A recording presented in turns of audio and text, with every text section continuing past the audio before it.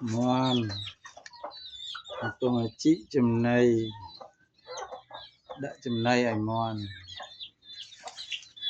đã tập hiệp chèm món vào bên này tiêu bay cái bàn chai tiêu chè cô này chắc á ngay nhá ngay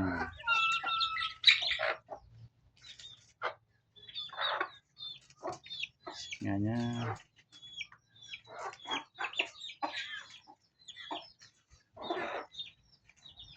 ngay nhá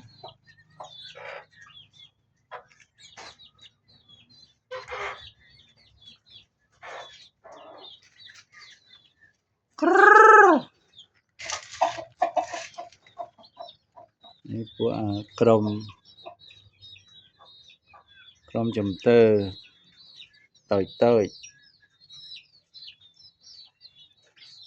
លចិត្តញ៉ាំពោត